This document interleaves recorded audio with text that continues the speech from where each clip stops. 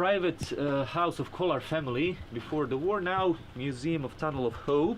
It was taken as a, you know, best position to start digging from this side, and everything you can see at this house is authentic. Only this part, you know, the entrance to the tunnel is from the other side, and this part was just placed here to close museum exhibition.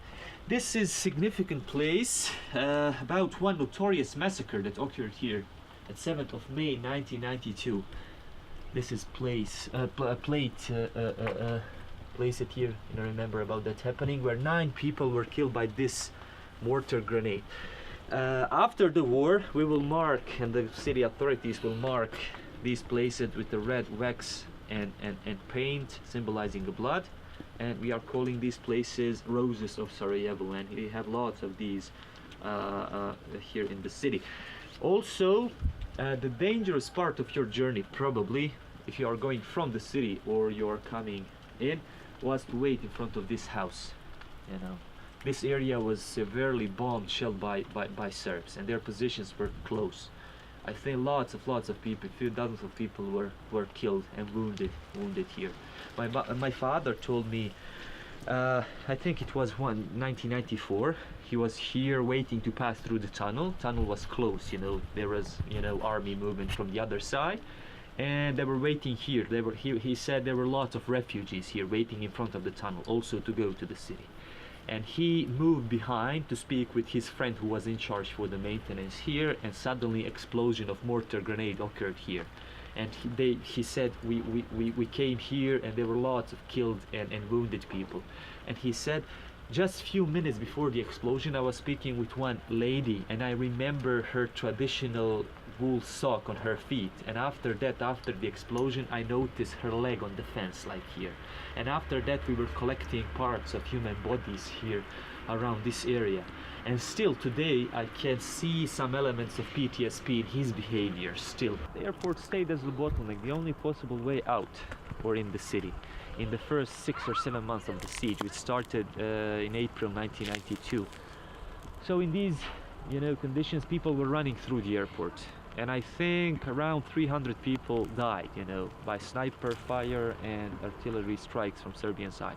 It was also forbidden by United Nations soldiers to do that, with the agreement with the Serbs, you know. And there is even a funny situation. We call that art of survival here during the war. Like, you know, if you were running to the city and you were enlightened with the vehicles of United Nations, they will arrest you and bring you to starting position of your run, you know. And people will try to fool them, to trick them by running in opposite direction after they were spotted, you know. If you were running to the city, you were enlightened, you will know that you will be arrested. You will try to run in this direction, so they will drive you to the city. Just across the airport, it's neighborhood called Dobrinja, maybe 1.5, 2 kilometers from here. It was famous as the Olympic village, used during the Olympic Games, Winter Olympic Games in 1984. And my grandfather and grandmother, they lived there. And we were in total blockade, you know, from I think May 1992 till October 1992. And we were separated just in this maybe 3-4 kilometers of air distance. My little sister, she was born in 26th of May 1992, the same day when Sarajevo birth clinic was bombed, the same day. And I think few babies were also killed in that bombing. My mother gave her birth in the living room, without electricity, in the dark, without the water, in 8 months of pregnancy, without any medical assistance. And she didn't even cry first few hours. She was born at around 3:30 a.m. and she was left there just at the edge of the couch, you know, and she started crying after I think 2 hours, you know. They didn't even bath her, you know, without water, and she's now okay. She's now 26, having her own family. So this is my personal experience. I know my father ran few times also through the airport, and my uncle, you know. And also they were United Nations soldiers. I know that they were tolerating, you know, carrying, you know, the wounded people, you know, through the airport. They were tolerant toward that when they see you were, you know, bringing people through the airport. And I know few important anti-artillery missiles systems were brought like that, you know, through the airport, to fool them, to trick them, you know, through the airport. And after tunnel was opened, it was in the spring 1993. After that, I will pass through the tunnel few times, and still I have that picture in my head. I mentioned now that I from that period, from the war, I can remember only only gray days in the winter. I can't remember sun, you know. And I remember, you know, going through the tunnel, slipping through the water. It was constantly flooded, you know, with some small red boots, you know, on my feet, and my mother was carrying my little sister behind me, and my father and uncle were also there, going to the other neighborhood to visit my grandfather and grandmother. Also, one thing about I will make a point about your like imaginary fears and real fears, like phobias. You know, most of the people are uncomfortable to go in narrow spaces as a tunnel, you know. But during the war, you know, tunnel was constantly flooded. You can imagine you are going deep in the tunnel. The deepest section was 5.5 meters below the airport runway, and water level is rising even to your chests. And it was just 1.6 meter high, and you have 30-40 centimeters space of fresh air to breathe, you know. But in those conditions, you have to forget about your imaginary fears like claustrophobia, you know, because you have to, you know, focus on your survival if you are carrying supplies for your family also inside. Okay. Okay, during siege of Sarajevo and Bosnian War, of course, the only product that was exported from the city were cigarettes. Tobacco factory Sarajevo were still producing, you know, cigarettes, and soldiers were even, you know, receiving like their payments or daily, you know, packs of cigarettes. And cigarettes were acceptable currency together with US dollars and Deutsche marks. You can trade everything for cigarettes. You will come to market and you will ask how much for the beef can. Seller will say, you know, 5 marks, or if you have 1 pack of cigarettes. Like, so I remember it was 1994. I was 7 years old, and I was stealing my father's cigarettes, trading for chewing gums. And after he discovered me, he will beat me. You know, I still remember that punishment. You know, really. Probably, you know, he was also stressful. You know, and those things will also affect his behavior. He was not. He was nice also. You know, but in certain, you know, times he will release maybe this threat even, you know, towards my mother and the children through that. Buffer zone. There will know that buffer zone was declared in the beginning of Yugoslavian conflicts and Bosnian War for I think former Yugoslavia. And but few plane you know, airstrikes were launched from Serbian side, you know, on positions around Sarajevo. And one Bosnian general, army general, he stated that after the war in one documentary movie, that knowing that they are listening us, he said through his, you know, communication channel, you know, with his lieutenants on the field, bring those Stingers to shut those planes. And after the war, he stated we didn't have anything. I knew about those Stinger missiles through Top Gun movie, Tom Cruise movie, you know. These different calibers of mortar grenades. Right, if you think, this is how is their tank, is it? This is this one. Yeah, how that's it. And 40 millimeter. Mortars were deadliest mortars during siege of Sarajevo. With the mortar, you can hit practically space that is considered as a secure between 2 buildings. And what was the main hobby of my generation? In the beginning of the war, I was 5. In the end, collecting shrapnels and the bullets. This was the most valuable part of your collection. Tail of grenade. It was a main hobby. And for example, you're in your shelter in your house, grenade is exploding somewhere behind. You have to instantly run out to see, you know, someone else, your friends will take the best parts. Believe me, I can remember that those shrapnels were still warm in my hands. Still warm in my hands. And it will take just a few minutes for iron to cool down, you know, after these explosions. Also, after the war, bullets, bombs were everywhere. In tons.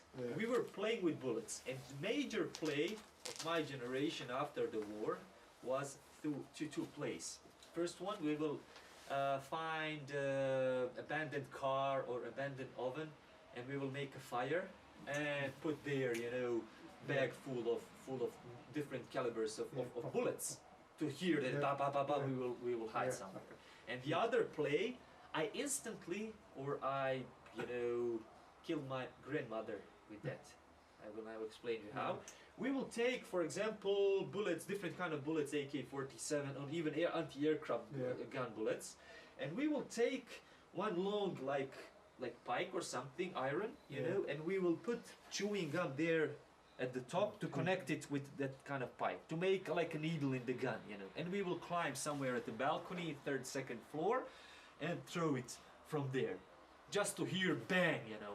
And my grandmother, I think we dropped anti-aircraft gun bullet, this large one, and my grandmother, she was sitting beside the house, and one, you know, shrapnel from that, you know, bullet, you know, hit just 1 meter from her head.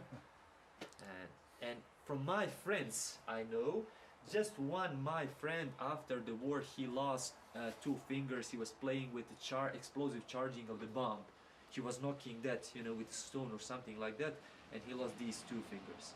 This is a major loss of my friends, you know, when we were playing like that. And it was also this is how can you experience the war, the siege as a child. I mentioned we were so happy when authorities will declare possible airstrike, we were free from school. But what was also interesting, how your brain, your conscience will evaluate, you know.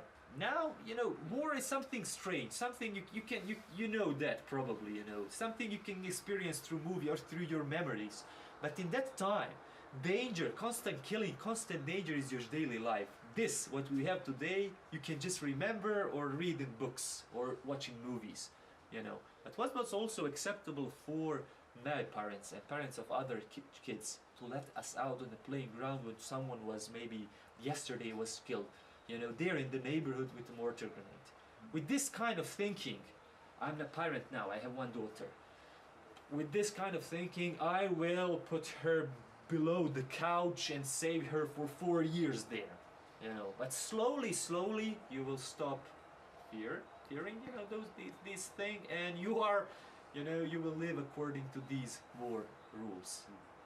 This is now, with this perspective, it's also one of the most interesting things, you know, can remember also about the war. After the war, when Dayton Agreement was signed, you know, when all main roads were in function again, you know, the tunnel was just abandoned. No one considered as a tunnel as a future possible tourist attraction, you know, just abandoned. Also, my mother threw all of these shrapnels and that, you know, in the garbage after the war. Today it will be interesting to possess it, you know, but in that time it was just a hard memory.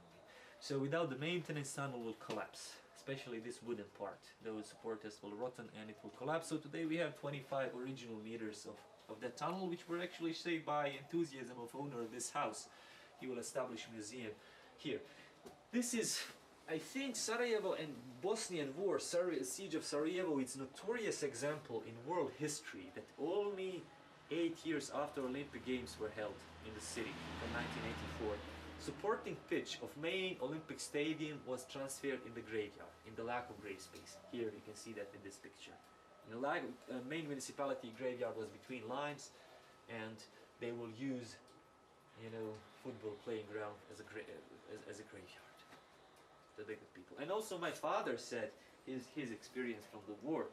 They were at the funeral ceremony, you know. Even that time, you know, funeral ceremonies were held, you know, but present, you know, regularly in peace period you have 200, 300, 400 people, you know, in those funerals. In that time, 2 or 3 people. Priest and, you know, 2 friends maybe, men soldiers who died. And he said we were at the you know, at the cemetery, and the coffin was in front of us and the grave was in front of the coffin, and Serbs start shooting, you know, through the graveyard, you know, and we jumped inside the grave and the dead guy was above us and we were inside the grave living. So okay. This is everything you can see here is authentic except this covering I mentioned. This is also authentic remaining of mortar grenade blast. I think, yeah, this is a mortar grenade blast, and few people were wounded and killed here after this blast here at the entrance, at this entrance. Okay, so Sarajevo city gate from 1993 to 1995. The only possible way to go to the city and was the entrance for capital of Bosnia, former Olympic city. In that period, anything you can imagine was brought inside. There was just two-way supplying the city with the necessary food through the humanitarian corridor, through the airport. Approximately 15 planes were landing, cargo planes were landing daily for the airport, and through this tunnel. Just give me a minute.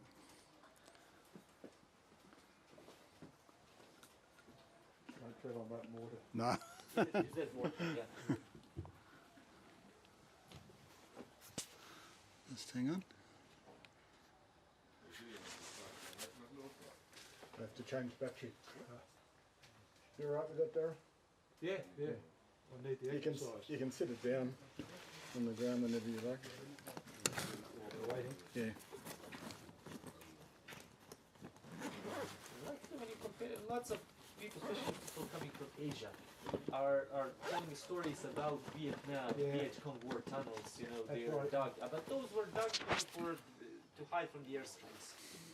Hello. So now we will. Yeah. Okay. We'll pass through this 45 meters of original tunnel we have today, and it was just 1.76 meter high. So Bosnians are average, taller than that one. The largest problem with the tunnel was hitting, with your head from supporters, and also to walk 20 minutes, 800 meters with the 50 kilos loads on your back, supplies. You're bringing for your family. Yeah. Everything was much more expensive inside, even 4 or 5 times more expensive. I know this one on one egg was 10 euros inside the city. Sorry, every what? Every egg, one egg was 10 euros. You alright, Stan? Yep. And people who were in charge for the tunnel, they said the record one man carried through the tunnel was 100 kilos. Wow. On the back.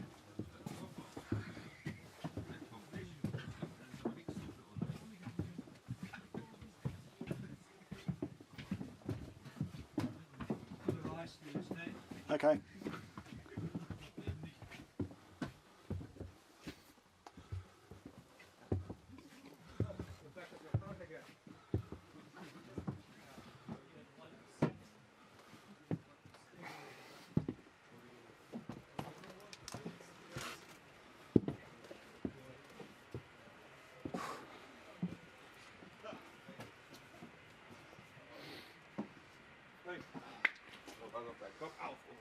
Again, final stage of final visit is this house. Small exhibition.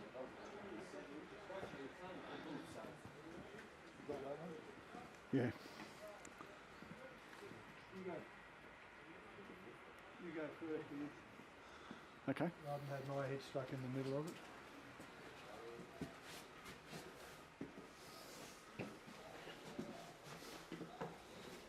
Okay, here in this room you can see plenty pictures, sketches, plans during construction, diary of construction here. Also tools, I mentioned everything was done just handmade. Just handmade without any modern, construction measures. This was a water pump that was used in that time for drainage. in the tunnel, for drainage. Even few of those were working constantly to dump all of that water from the tunnel. Okay, there's even a story from the beginning of the war after Serbs discovered that Bosnian army is digging a tunnel to break through the siege. They will apply and they will appeal to United Nations members here at the airport, and French battalion and Ukrainians were there.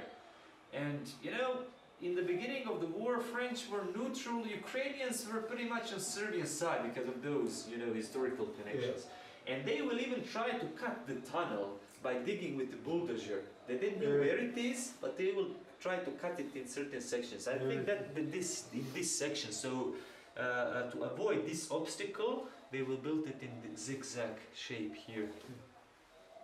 See this house? We are here at neighborhood at the other side. I've got to get another photo of this. I'll send it to my friend who spent the whole Bosnian War pretty much. Like the construction of army headquarters or commander here during the war. And here This is a reconstruction of the tunnel from both sides. From one side, 400 meters were supported with these wooden supporters, like this. And the other side, in a lack of firewood, they were using iron and steel, like this one, from factories in Sarajevo. Also, one of the main problems, the lack of food, also was lack of firewood in the city.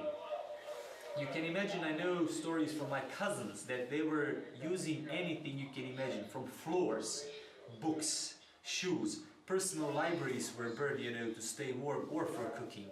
And they also say, every family in former Yugoslavia, especially here in Bosnia, was in possession of Josip Broz Tito's books. Those were 15, 20 books, but really well, done, And I know my grandmother said with that one book from that collection of Josip Broz Tito work, you can cook a pie just with one book. And lots of parks, I think 80% of park trees were cut down for firewood in the city. And there is also one interesting explanation of one Bosnian soldier. He was soldier in Bosnian army, and he's one famous novelist, and now he's professor in Sarajevo University. And he said, today I'm in Sarajevo, tomorrow I have to go to the front on the mountain. And today I'm using my beloved books from my personal library to cook and to warm my children, my apartment for my children. Tomorrow I'm going through the tunnel, and I'm in the mountain, and I'm in the trench. Around me, I'm looking about these thousands, literally cubic of meters of rotting wood. And I'm comparing that situation in the city and here. And my, if I can bring, that wood in the city. You can imagine what can it mean for novelists, to use his personal library, for fire, for cooking. Okay, this is, I'm calling this chair, this wagon, you can see that small railway tracks. Railway tracks were placed there also in the tunnel. And I'm calling this chair VIP chair. This is my word for this small wagon. Bosnian President Ali Izetbegovic, who was the first Bosnian democratically elected president, and he was in power until 2001. He was usually transported in this chair, and also this chair was used to transport, elderly people, people with disabilities, wounded soldiers also. This is his war uniform donated for this museum after the war. And one also important thing about Ali Izetbegovic. This is Ali Izetbegovic together with, commanders on the front. He was also a symbol of Bosnian war, really. And he is, when you compare with the other, leaders, especially Bosnian Serbs, I mentioned Ratko Mladic, Chief General of Army Staff of Bosnian Serbs. He was convicted life imprisonment. Radovan Karadzic, political, leader of Bosnian Serbs, 40 years. I think that Ali Izetbegovic is the only historical figure and politician in 20th century. Also, I don't know for that person in 21st century, who is hosted, welcomed and honored in New York, London, Riyadh, Tehran, Istanbul. With the same honors, he received honors from from the American administration of Bill Clinton, for respecting human rights. Also, he was welcomed, hosted in Riyadh and Tehran on the other side. Really, I don't know for that kind of politician or a political figure in these modern times of that time. Okay. Here it's You need to do a TV show. You could do a TV show. Thank you. This is impression book with famous people who are here. Visit, that movie directors, actors as Morgan Freeman, Gillian Anderson, Orlando Bloom. They were here during several film festivals, most of those.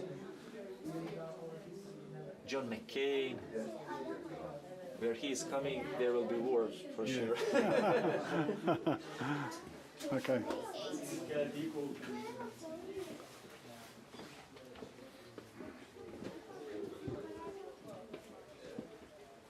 And names of all people who were killed here. I didn't tell you one stressful memory from my personal experience and my family. My uncle, he was even he was sick from epilepsy, before the war. He didn't get married, and he was living with my grandmother and grandfather in the same house of my parents, during the war. And I think it was 1993, second half of 1993, he fell down the stairs after this strike of epilepsy. He fell down the stairs and he hits, at the edge of this stairs, and he severely bled out, there in the house. And I know my mother was telling me that my grandmother was carrying, collecting his blood, with a sponge there in the house. And after that, my father tried to transport him in the city. In that time, still better doctors and hospitals were in the city rather than out here. We were in that time here in this neighborhood. And he said we were, carrying him through the tunnel, this wagon. And one doctor came from the city, checked his pulse. One doctor came from the city, checked his pulse, and he said he's already dead, don't bring him inside, And my father, he never been here after the war. And he lives just, 5 minutes from this museum. Probably it's still too stressful for him to come here, with these, hard memories. And he was carried out and buried in one cemetery here close to, in Igman Mountain.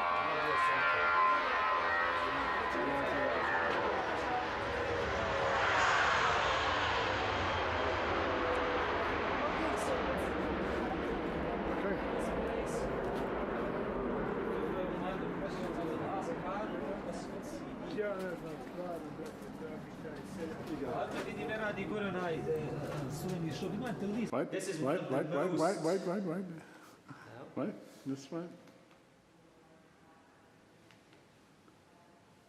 Okay. Okay. Okay, when I say so. Okay.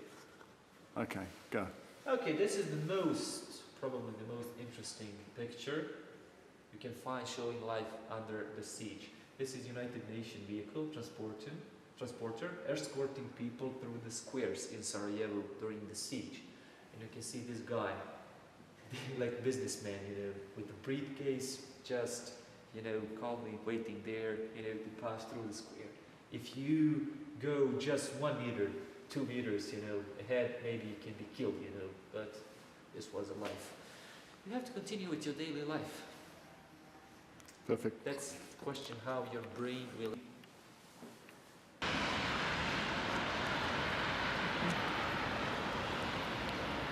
Have you noticed well that when they are smoking, they are hiding from the snipers? That's called an Egyptian. I saw that picture. But I never think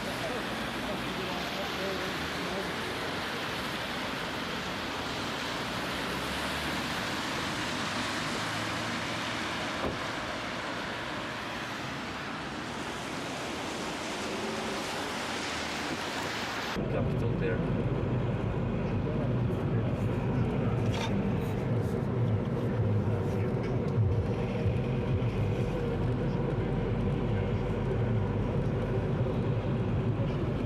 Even second name Karadzic is from Turkish language. Kara is black. Right. Turkish language. Yeah.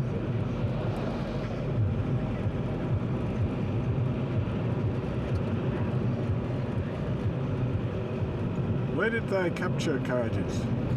In Belgrade he was Doctor or full something? names, Dragan Dabric, pretending he is some kind of Healer. spiritual healer, doctor, doing lectures there. Like Charles Darwin was undercover. Yeah.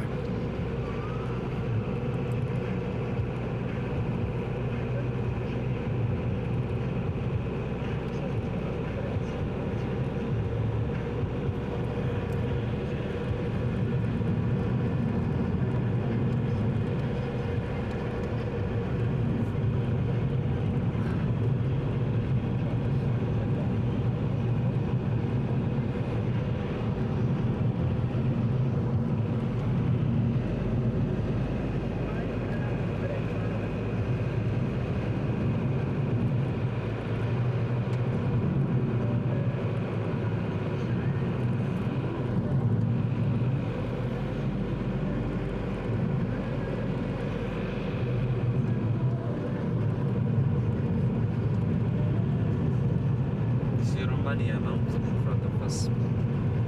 Okay. Romania.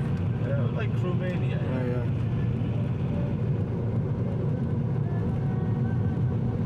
Oh, it's beautiful.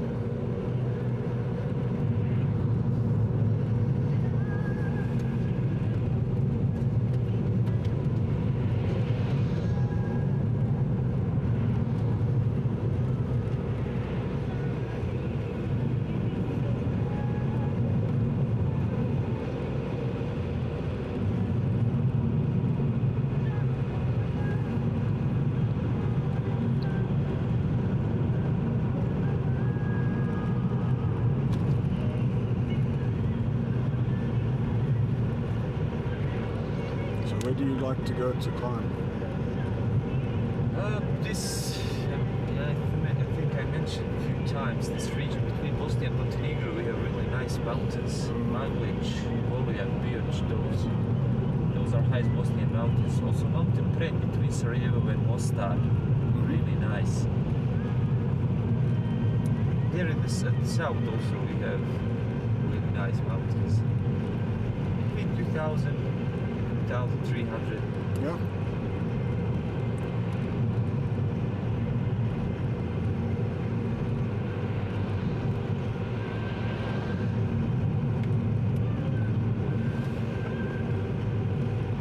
Yeah, the highest mountain in Australia, 2,250. Yeah, and yeah, we should Kosciuszko. mention yesterday, easiest part of Seven Summits Challenge. Yeah. But there is one peak at New Guinea. Yeah. And the driver said to me while we were sitting there, "Have you got any headache tablets in your bag?" And Yeah. I said, "No, I've got a lot of stuff, but I don't bother about minor things like headaches. If you've got diarrhea, I can help you." Yeah. And I said, as a matter of fact, I'm getting a bit of a thick head at the moment too. Yeah. And then I put two and two together, and I thought, mountain sickness. Yep. So I thought, said, when this guy comes and tell him you don't need him, we'll go down. Yeah. But what we didn't realise, that the road, once we went a little bit further to try and turn round, got narrower and narrower.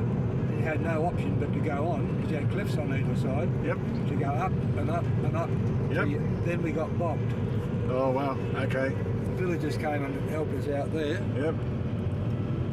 To cut a long story short, we eventually did a 25-point turn and went down the mountain. And still felt a bit off colour for a couple of days.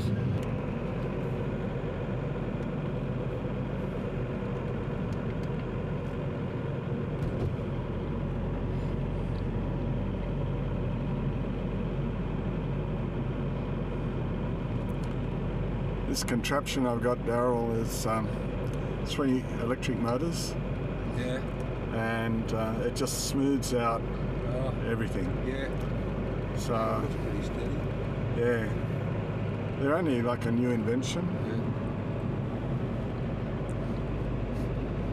You only put it on from time to time? Yeah. I'm not going to like film the whole journey. 28 kilometers more. Okay.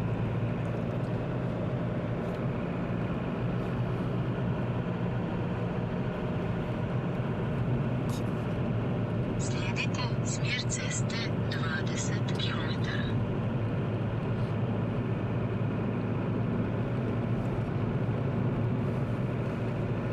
What town is this? This is Milci. Yeah. Okay. Sometimes those are like put the camera villages. in.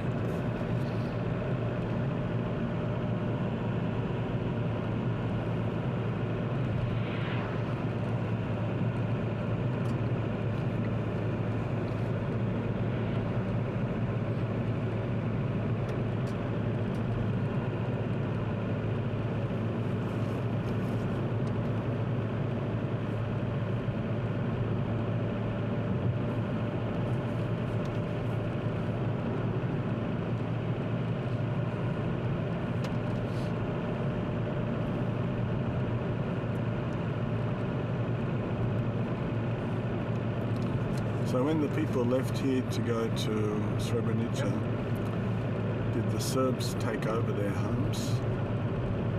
mostly they will burn, you know, destroy villages.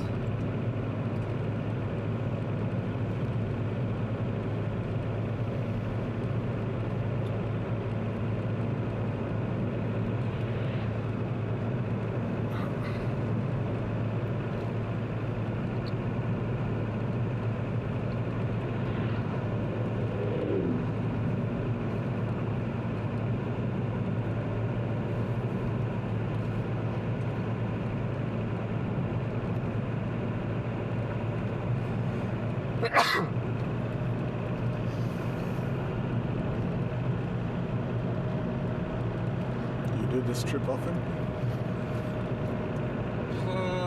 During the year, 15-20 times probably. How many? 15-20 times. Yeah, okay, wow. Yeah. 95% you can say of this tourist job is Sarajevo and Mostar. Yeah. 95%. The bridge that goes over the Drina to Ljubovia, does that have a name that you know of? I don't know, it's Okay. probably some other bridge.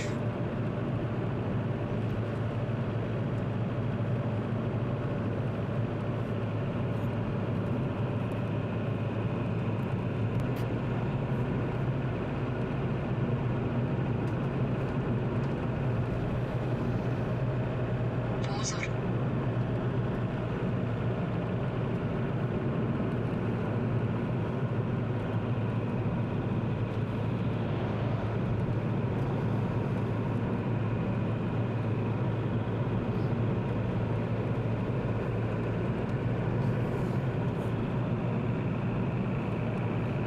Smile.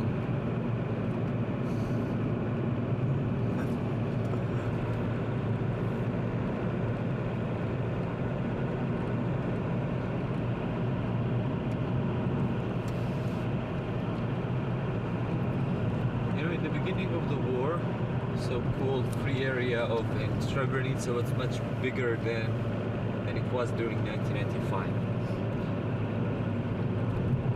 And there were few Serbian offensives which will let, you know, that Srebrenica was reduced, you know, in just space, you know, city and places around the city, which was later declared as a protected zone. And probably more than 20,000 refugees were also settled there from, you know, these areas here. Right. Those houses, those were destroyed in that period during the war. Because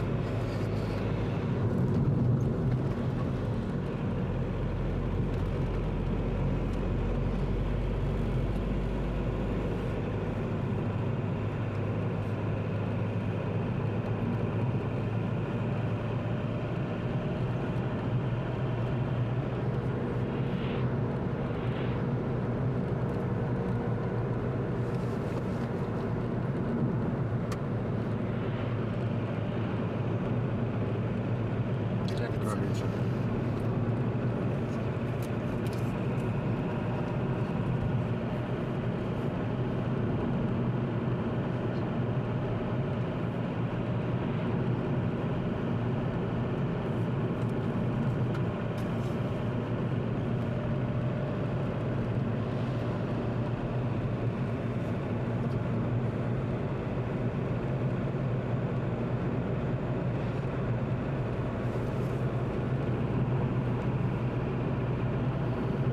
here at this place, few hundreds of people were killed. This place.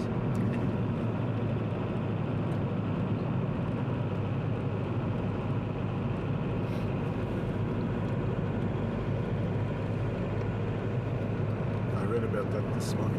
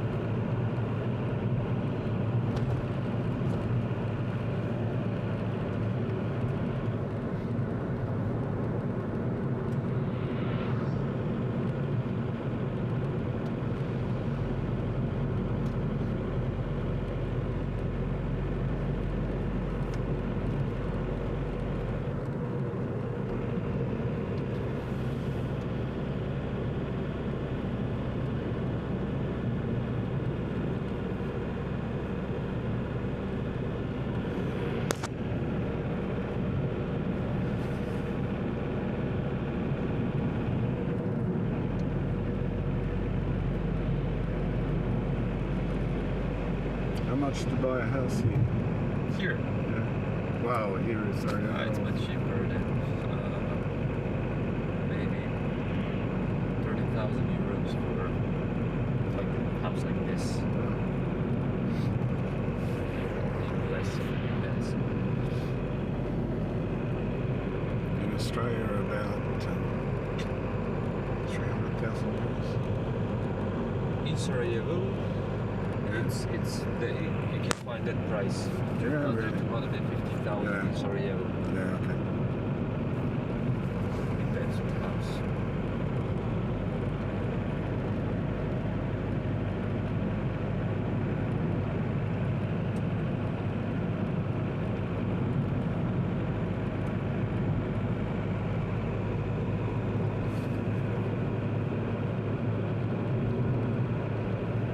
Pozor.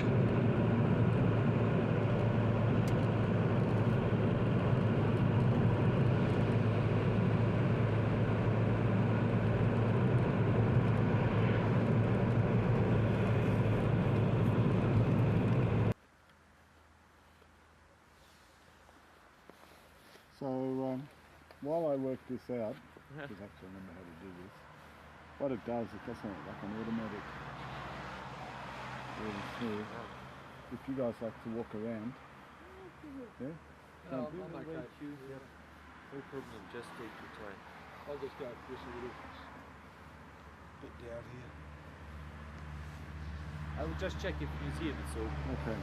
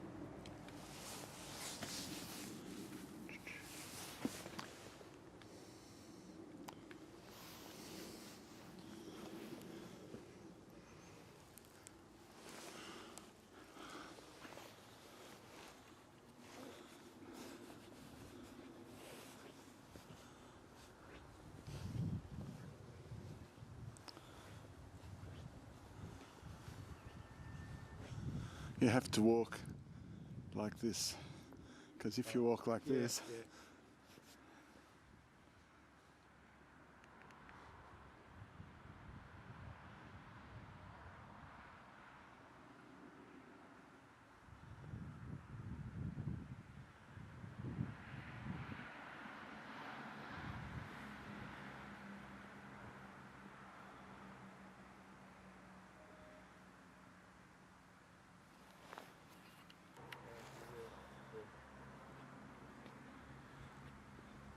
Since 1970. 74.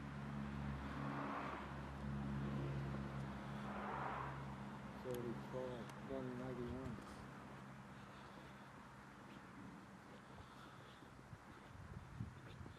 Just one family. Smilovich. Smilovich, Smilovich, Smilovich, Smilovich. From Yeah. here. Yeah, to- yeah.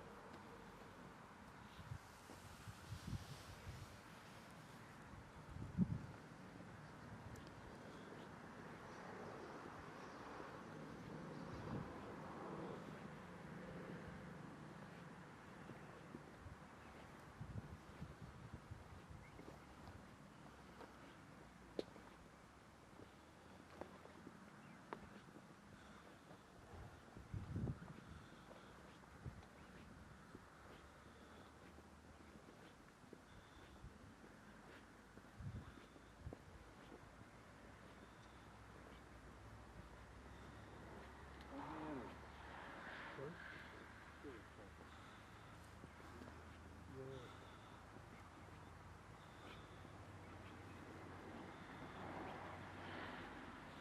Every name you see there, there's a woman. Yeah.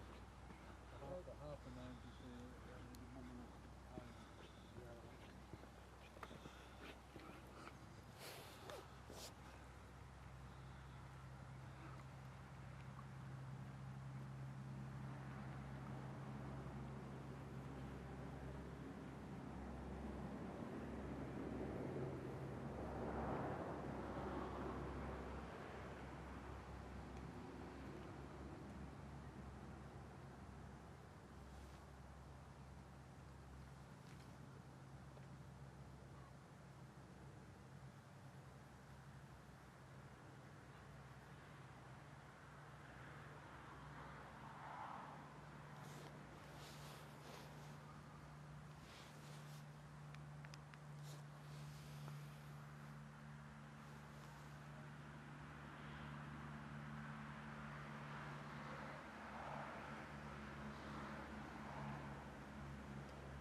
16 years old.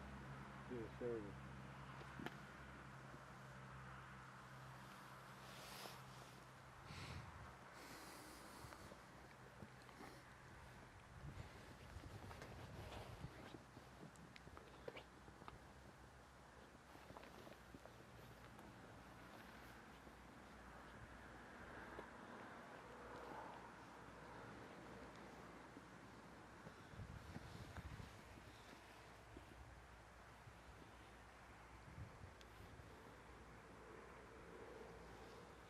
it's interesting there's someone who would have been the same age as me. Yeah, I'm looking, I found one in 1947. Yeah.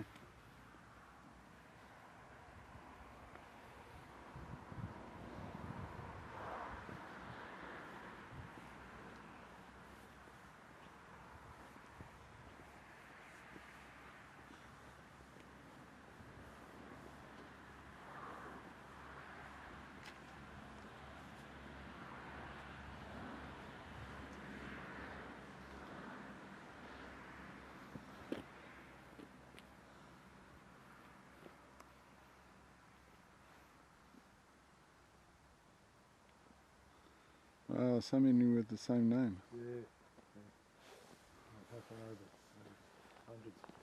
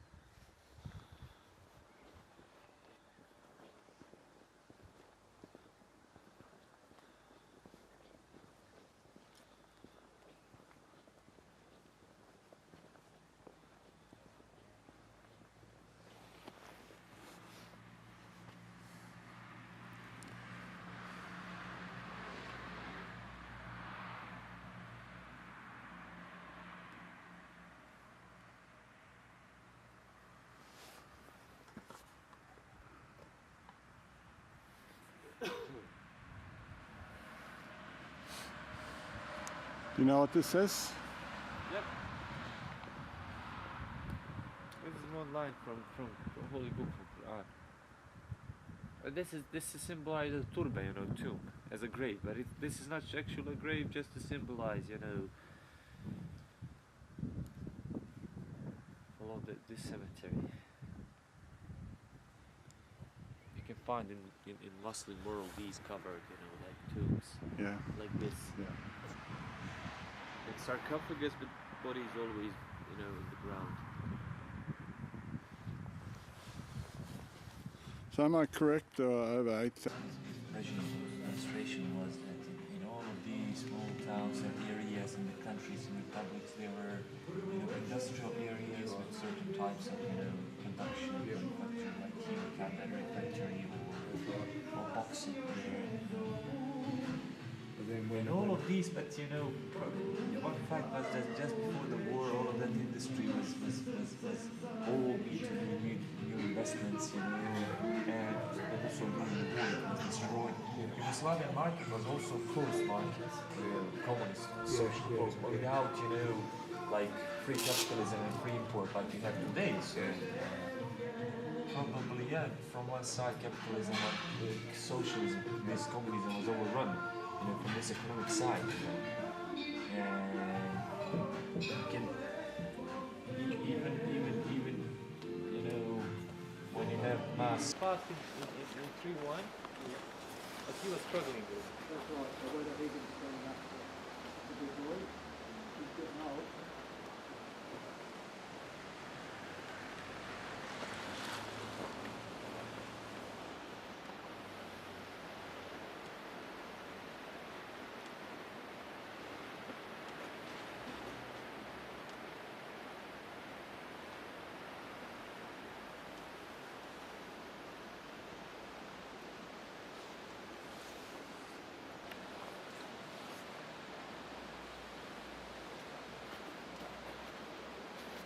Lady undressing up there?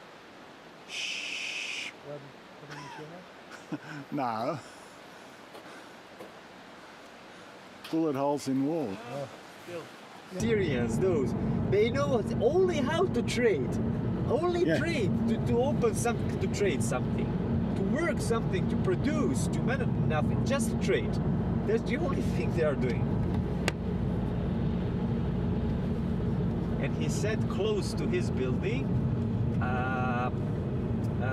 one part of the building where there's one part of the building where one I'm not sure Syrian or Kurdish family moved. Man with 4 women and 28 children. So 33 members of family, and he's receiving between 15 and 20,000 euros a month social. So, yeah. Yes. And they have.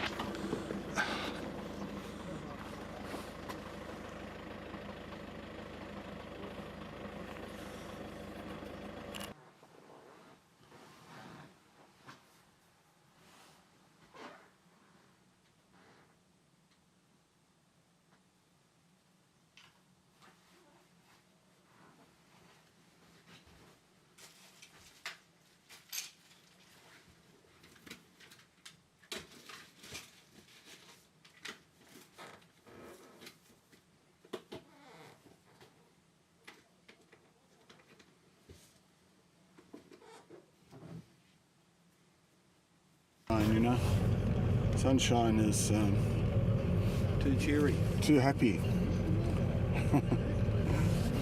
But we don't want any militia with guns, okay?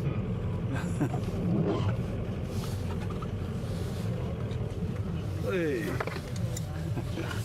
Yeah, if we hit someone, I'll get this the leg of this little tripod through my belly. Yesterday, one lady crashed. You know, my backside of my really? car. Oh no. And I was just, you know, there sitting at the traffic light, like boom. And probably I was like surprised, and I was thinking that impact was much larger, you know. Yeah. And it suddenly came through my mind, you know, now I have to wait to police, I will be late, you know, I have to explain them, you know, until that they can explain to you that I will be late, you Yeah. know. and to go for the insurance, take that money, repair your car. Just in few seconds I'm thinking about that. I'm coming All the out of the different car things. and it was nothing, you know.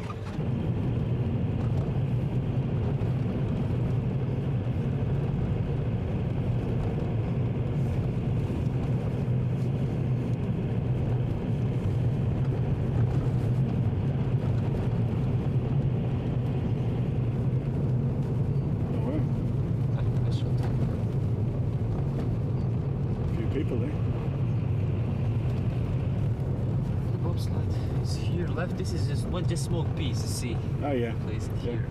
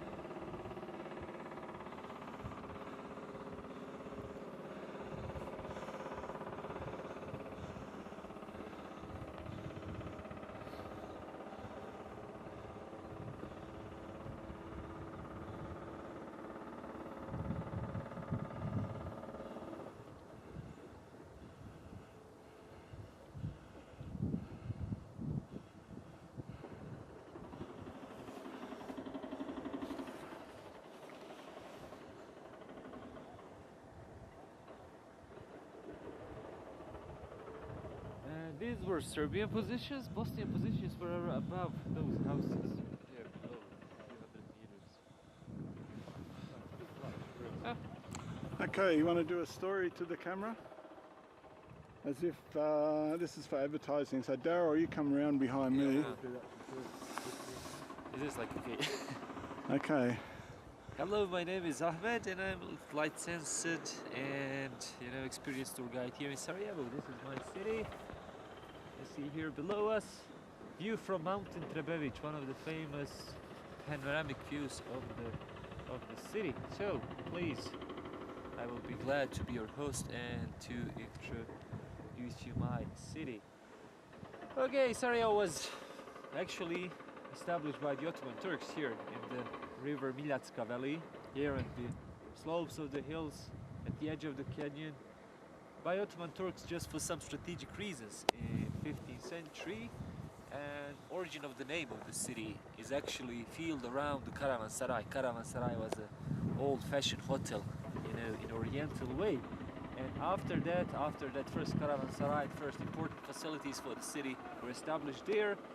This what is now Baščaršija there around City Hall, around River Miljacka, was established in centuries after that. Today Sarajevo is a city with 350,000 residents, former Olympic city of course, place where significant also about the place where First World War started, the greatest war till then in human history. So come here and enjoy my tours.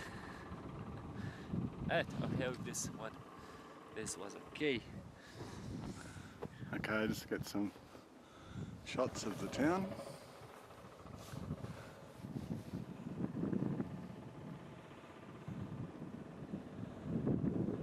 See Olympic Stadium there, green seats, that part of the city. There above the city hall, above the old city, Yeah. there with the green seats. Yeah, See, yeah, yeah. this is Olympic Stadium, largest stadium in the country. It was used for the Olympic Games. There is a really nice restaurant there on the top of that building. Steve, we can go there tomorrow morning. It's Okay. actually all the tallest building here in Balkans. That one, 170 meters, so we can take nice pictures, videos from there also.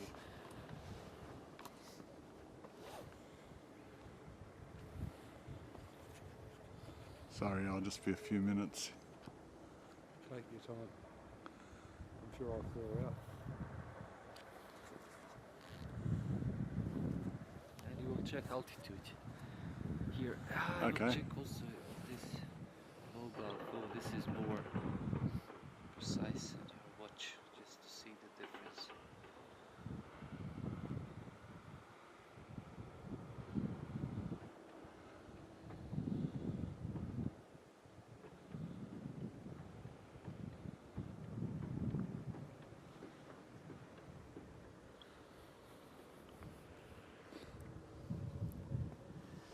And lines in this section were just close to this mine here, this rock mine there. Uh-huh. Going like this neighborhood here was Yep. in the siege city, above, there.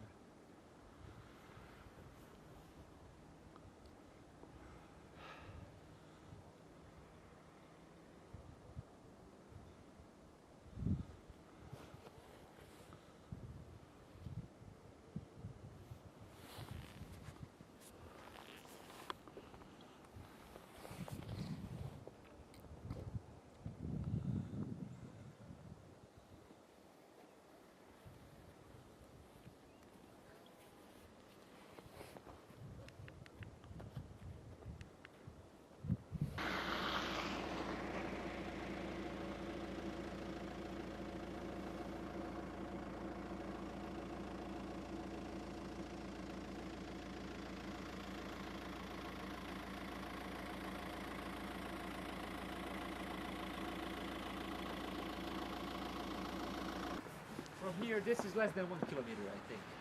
There. Yeah, less than Less than 1 kilometre. kilometer to the square. Okay, so you can tell the story. So we are here at the location of old Jewish cemetery here, of Jewish community, which was significant in Sarajevo till Second World War, till the time when that community was exterminated in Holocaust. During the war, among people in Sarajevo, especially in city center, which is here, Jewish cemetery was notorious as a Serbian sniper nest. Soldiers were hiding behind the tombstones, and they were shooting, especially in this square and through this part of the city, around city center and what is parliament of Bosnia. Lots of people were killed exactly from this graveyard. It's also one of the notorious examples, during Bosnian War. Okay. The other sections they were shooting from anti-aircraft guns, but from this section was really, really notorious.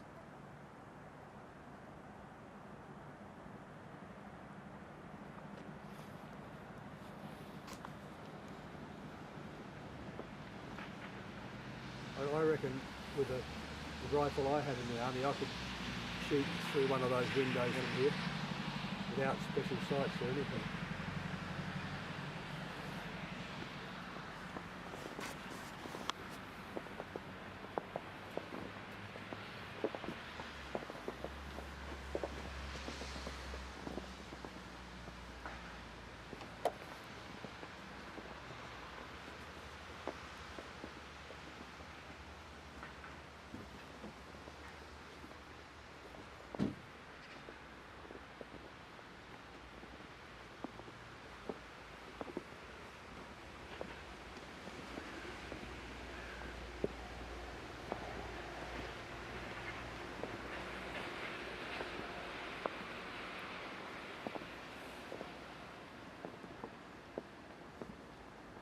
Okay, Steve, I have also another story for your camera. Is it on? Okay, Go. so I think somewhere here close to the parliament, situation was from the beginning of the war. One girl, I think between 12 and 15 years old, was brought, to the hospital with deadly injured, in her head, with a sniper bullet. And his father was carrying her in his arms, and he was saying to the cameras, I want to speak with this man who killed my daughter, to ask him why, just to ask him why. I want to drink a coffee with him, just to ask him why, with tears in his eyes. And that girl, she died, from that wound. Yeah, I think it was here. Probably she was she was killed from Jewish cemetery, from this place. Lots of other examples of children also killed here. There is one. I will show you from. Just let me search it in Google. Boy killed in front of National Theatre by sniper. Looks like sea of some sort. Yeah, look. Looks like a few rounds have hit the back of that.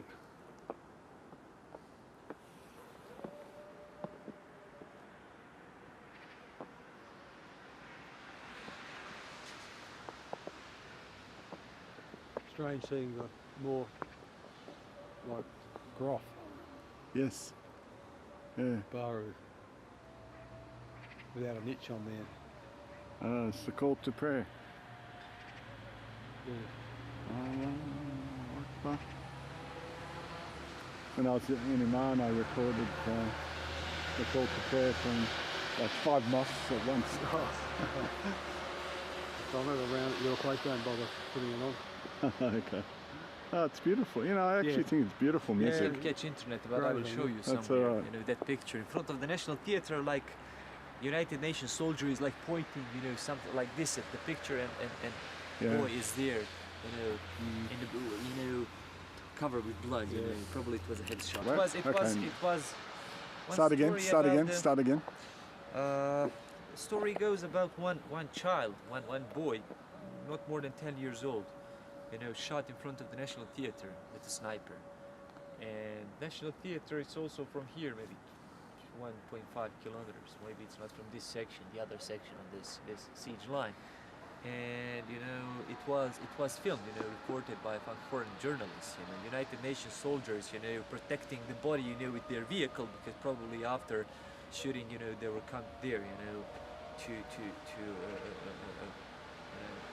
try to do something, you know, and like one United Nations soldiers yelling, you know, the people like showing, you know, to do something, you know, and boys there covered with blood. Probably it was a deadly headshot.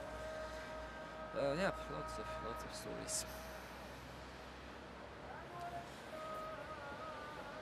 Exactly from this place, hiding behind these tombstones, shooting to the east. Let's get a little bit more.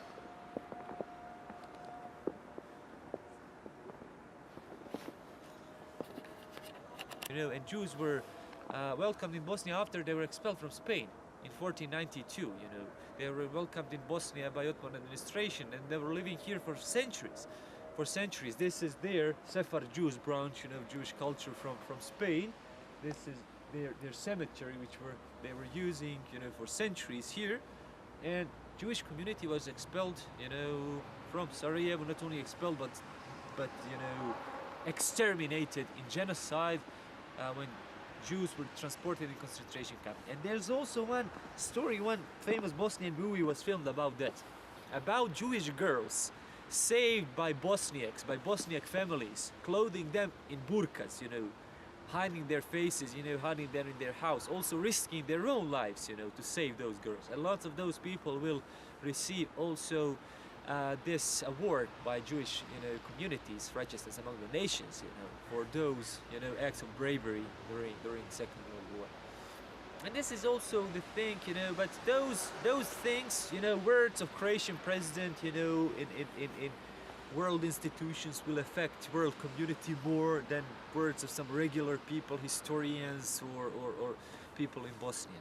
So this is also a fact why people can be frustrated about those things, and why how those national tensions are always growth for benefits, for elections and those things. A whole lot more around us and there everywhere you look now. Yeah. Yeah, I'm rounds not of, sure about the history. Did this place change, you know, how I can say, possessions during the war? I'm not sure.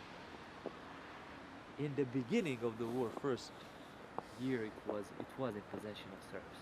I'm not sure later, but I think it was later. It was no man's land. Practically here, the other side were Bosniaks, this neighborhood Serbs. So, killed here at this bridge. I will show you now. Plate there. Yeah. the bridge. See there, in the middle of the bridge, we will go right Okay. to avoid the traffic there. Sure, sure. In the center.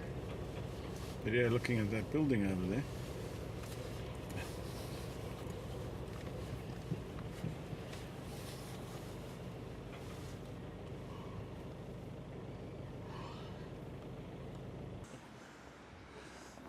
Right one.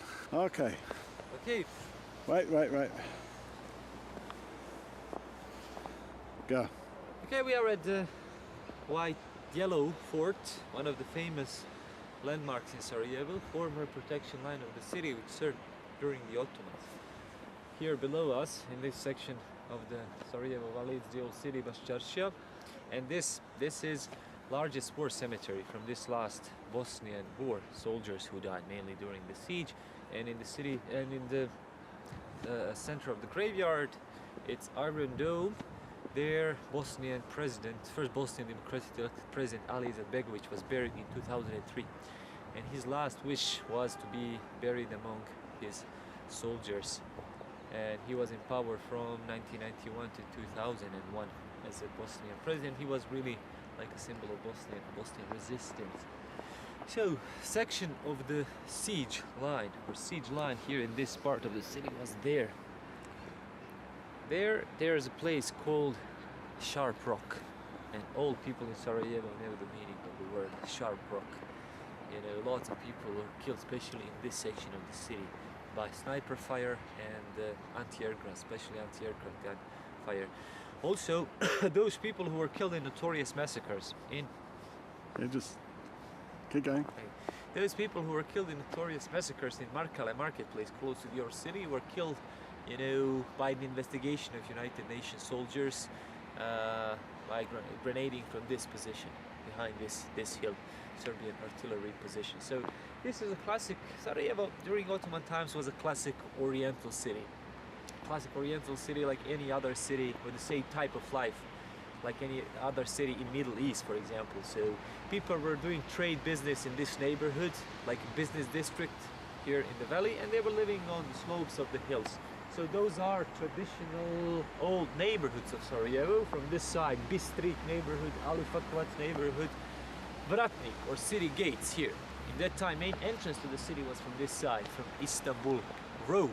Sedrenik neighborhood also, Bjelave, Kovači, those are all neighborhoods of the city. So in the end of Ottoman rule, probably Sarajevo was a city with between 60 and 70,000 residents, but more than that. Okay, now I just got to get some shots of this to fill in. So this take me a few minutes, okay? Okay.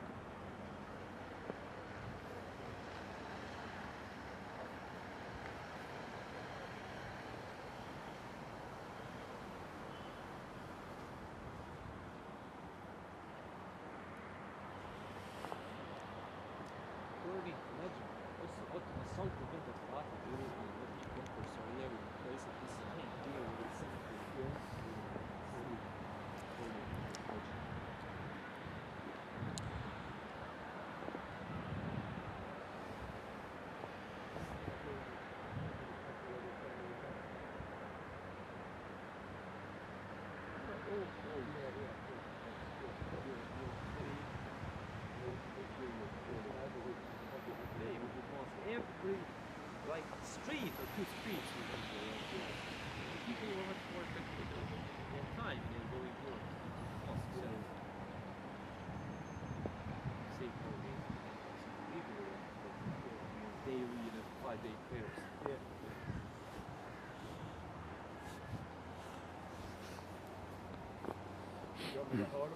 No, I'm going to walk around with it.